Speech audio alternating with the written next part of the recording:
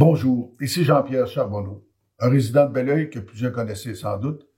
J'ai d'ailleurs été votre député à l'Assemblée nationale pendant 25 ans, de 1976 à 2006.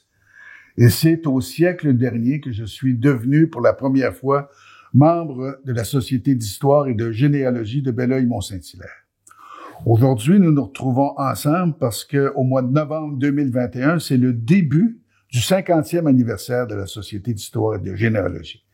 Et pour l'occasion, les membres ont fouillé les archives et vous ont préparé 12 capsules mensuelles sur l'histoire locale ou sur les événements locaux qui ont marqué notre région.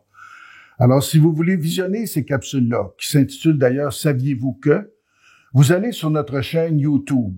C'est gratuit et vous pouvez d'ailleurs vous abonner à cette chaîne-là.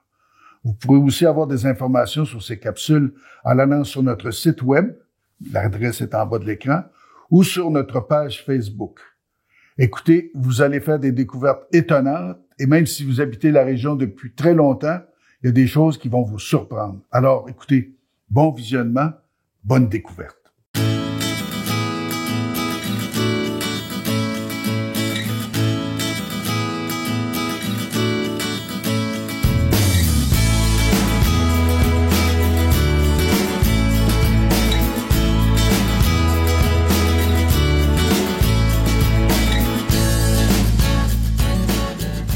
Saviez-vous que depuis 150 ans, la région est le théâtre d'une variété de sports d'hiver?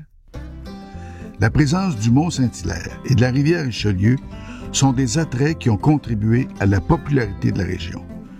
Les archives nous apprennent que vers 1850, le Royal Skating Club of Saint-Hilaire était actif.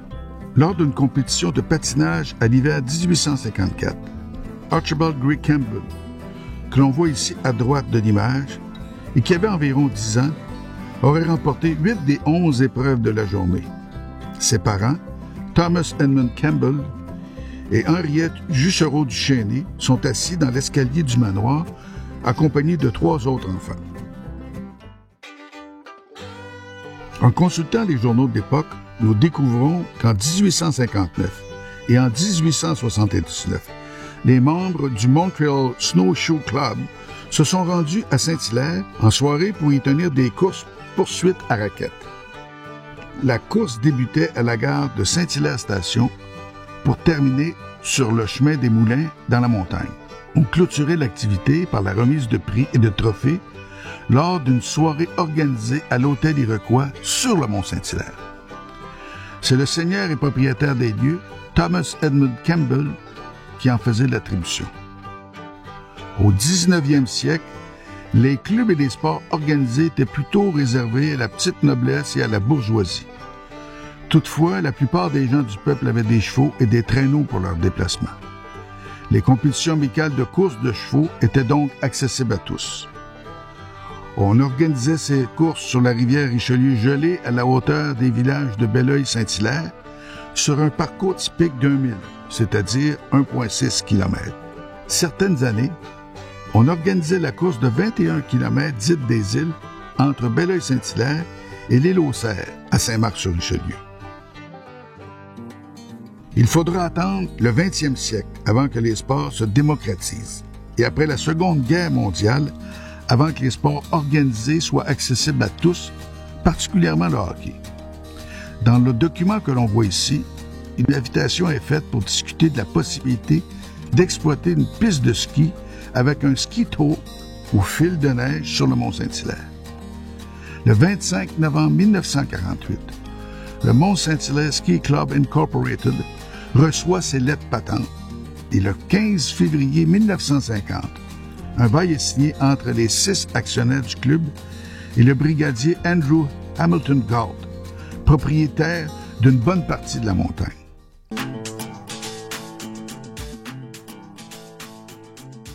La descente se trouvait près de l'extrémité du chemin Osias-le-Duc.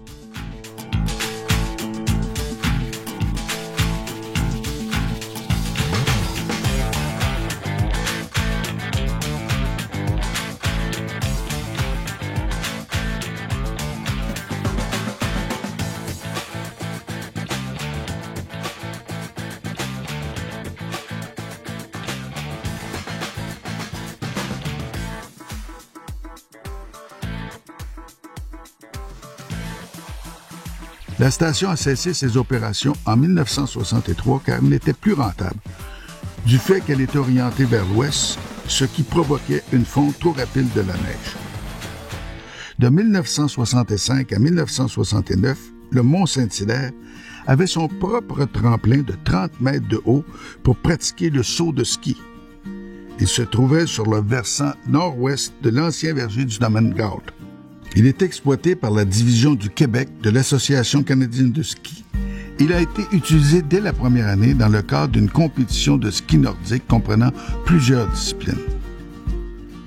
À son décès, le brigadier Galt léguait sa propriété à l'Université McGill, qui, par la suite, en a restreint les activités.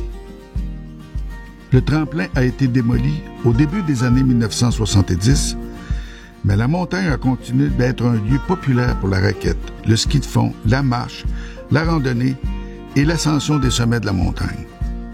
Mis à part les sports organisés, la plupart des familles de la région ont profité de la rivière et des patinoires municipales ou des collines pour faire du toboggan sur l'ancienne piste de ski et sur la côte du foyer Dieppe. Vous l'ignorez peut-être, mais la Société d'histoire et de généalogie de Belleuil-Mont-Saint-Hilaire, qui est un organisme sans but lucratif, fonctionne depuis ses débuts, donc depuis 50 ans, sans aucun employé permanent. Que des personnes bénévoles, passionnées d'ailleurs, qui s'activent à faire en sorte que la mission de conservation puis de diffusion de l'histoire locale puisse se faire. Alors, si ce travail de bénévole, cet engagement de bénévole vous intéresse, écrivez-nous. Vous avez l'adresse en bas de l'écran. À bientôt.